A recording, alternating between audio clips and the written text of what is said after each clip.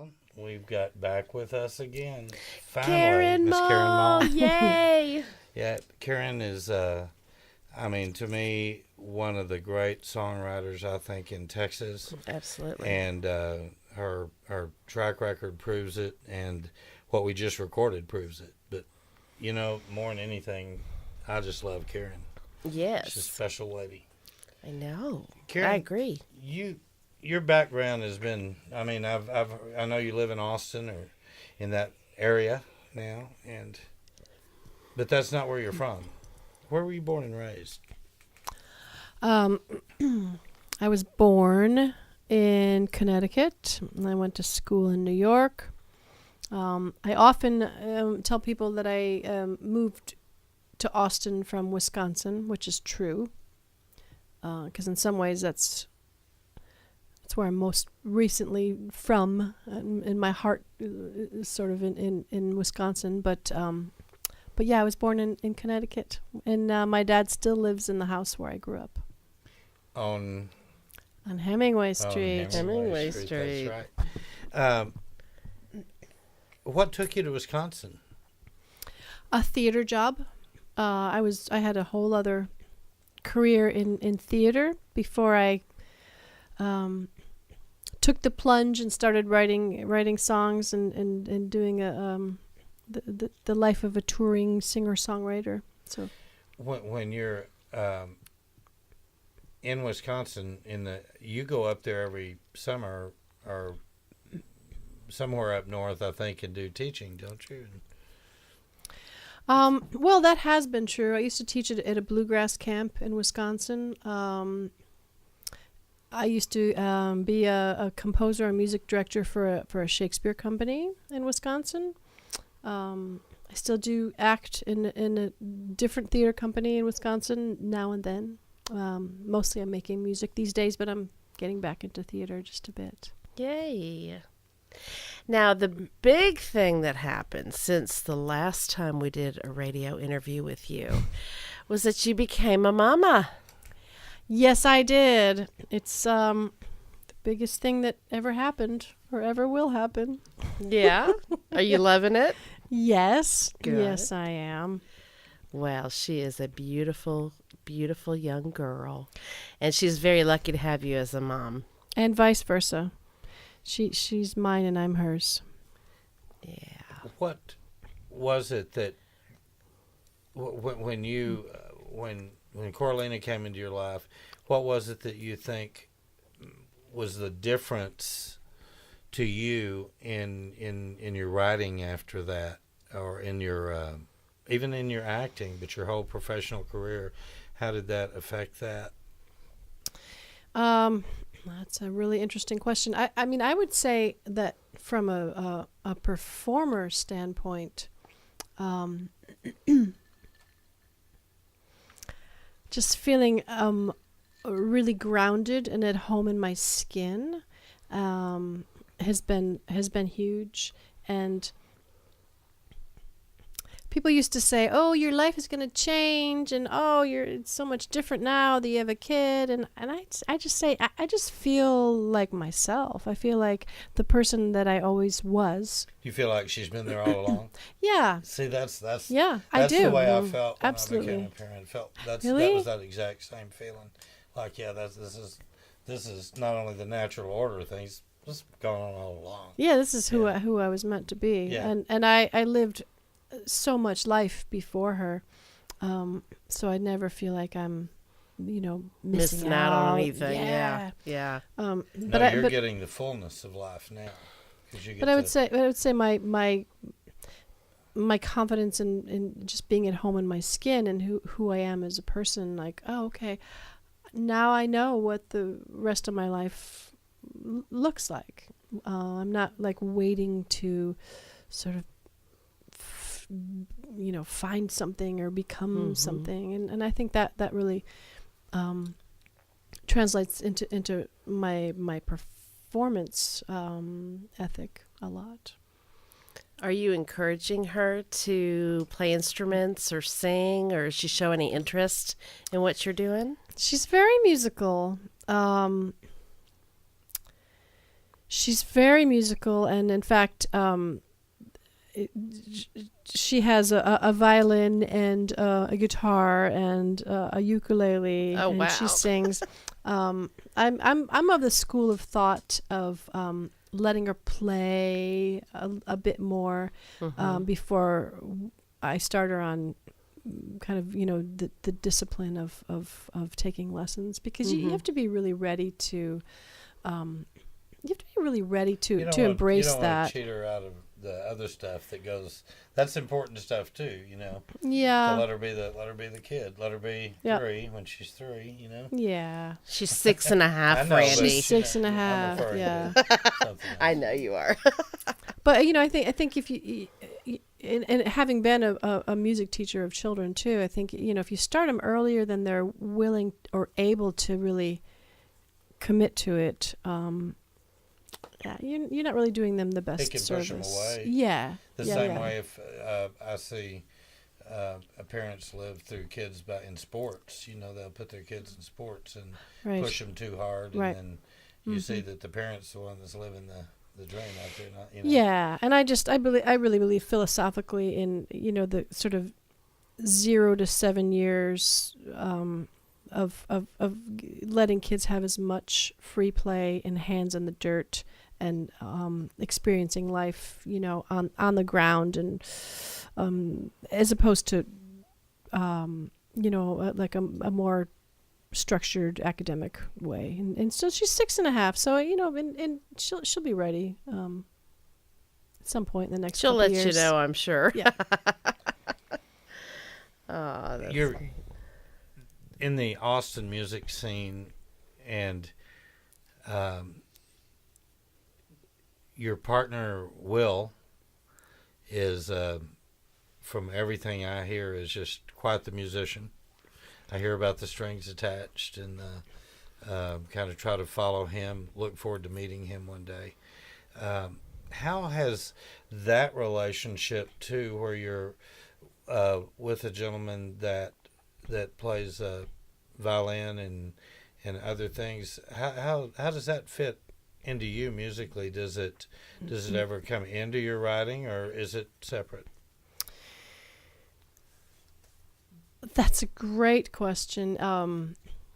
We've been together 10 years, professionally and romantically, and we've really kind of interwoven our musical paths together, which is a beautiful thing. We kind of meet. He comes more from jazz, and I come more from folk music, and we kind of meet in the middle.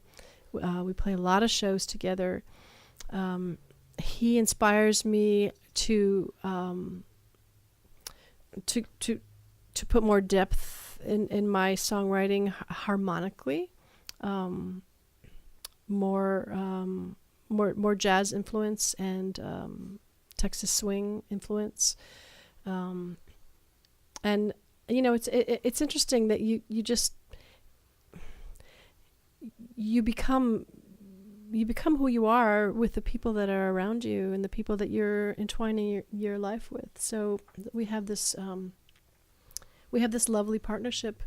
We play a lot of house concerts together, and we're working on this new project that we just released, A Mandolin Christmas Volume 2, which is his jazzy, lovely guitar and my pristine mandolin over the top of it. I like to hear that. Yeah. Yeah. How do we get a copy of that? How does everybody get a copy? Yeah. Well, you can go to amandolinchristmas.com and find it there. It's also on all the digital outlets. It's on Spotify and Pandora and you name it. Tell everybody how they find you on the World Wide Web as well. How to find me? Yes.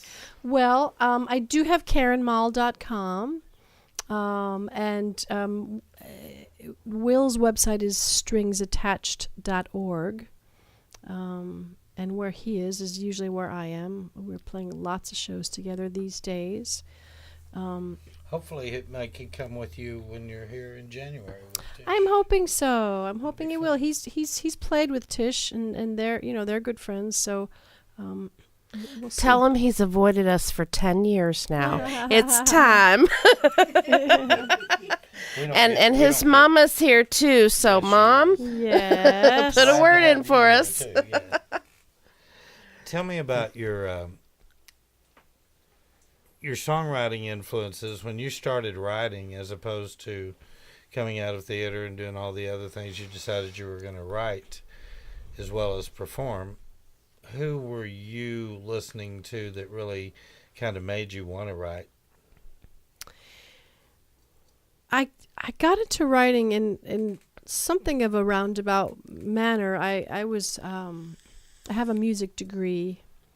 I graduated from college with a music degree and a minor in theater, and I had no real sense of direction about what kind of music I wanted to make. I mean, I was a baby, and I had no idea what to do next or what kind of music I wanted to make. But I had such profound experiences in college in my theater program, so I decided to just venture out in the theater world. I was living in New York City at the time, so I started to audition for theater companies, and so I kind of took this side trip through theater for about 10 years, which led me to this lovely company in Wisconsin where I met these singer-songwriters. And That's trouble. yeah.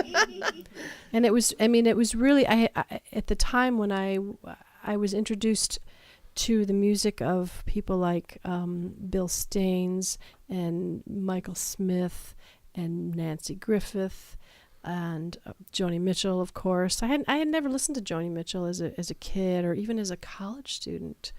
The town that I grew up in, which I sang about, was very isolated, and I didn't know anything about acoustic music, let alone the contemporary singer-songwriter scene. So it was through working with these people at this original company of theater in Wisconsin that I started listening to these contemporary singer-songwriters. You caught the bug. I caught the bug, and I just kind of organically started writing. I never thought I had it in me to be a songwriter. I just never. You were born to write, girl. Well, Seriously. Thank and you. Perform. Oh, yeah. You're an incredible talent and a better person. It's that. Well, person that's in more there that I important. love. It is more important. Yeah. It is more important, and that's, we've had a lot of people coming in and out of here, but we don't sponsor jerks. So it's very important to us to have good folks and good people. And We've been blessed, no so doubt. we have been blessed. We have been blessed, and blessed by Karen Maul coming back to see us again too. And you're in the music room. And Karen, one other thing I want to ask you before we leave, and that is, where do you see yourself in, say, 4 or 5 years as far as your music? Do you see yourself just kind of staying where you are and just letting it organically progress, or do you have goals out there that you might want to tell us about? Well, first of all, if I never played to a crowd larger than 50 people ever again in my life, I would be happy. I love the small, intimate venues. I love really connecting with people and seeing their eyes. Me too. I love the community that happens when people are gathered together to experience music, but to be together and have an experience together. If I never had to play through a sound system again in my life, I would be happy. And of course, getting it out to the internet and the masses is, we plug in and everything, but playing with acoustic instruments and unadorned voices, the way music has been since the beginning of time. The back porch. That's what we're missing. That is what I live for. And I think, there are plenty of people who are the champions of electronic music, of electric music, of, all kinds of modern music. And I'm not here to put any of that down. But I love having a place in the world as a, as a champion of traditional music and traditional instruments, and just the power of being in a room with people and singing a song that makes somebody laugh and cry and remember and forget and feel love. That's what I want to do. And if I can make enough money to take care of my kid and, have a pretty nice life, even better. That's, that's really... I think you're exactly where I am in that regard of just being very happy where you are and very grateful, and you see it all over you, and yet you still want to take your music and play it for people. And that's you've got such great music to do that with. Thank you so much. Thank you for coming back and seeing us again. And Helen, thank you for all you do here. And I want to also thank Gabby back in the back for taking care of things, Gene and Barbara. And we miss Bruce tonight. Karen Mall, you're in the music room again, and we're going to have you again soon in here with Tish Hinojosa. You guys come and see them on January the 12th. It will be special.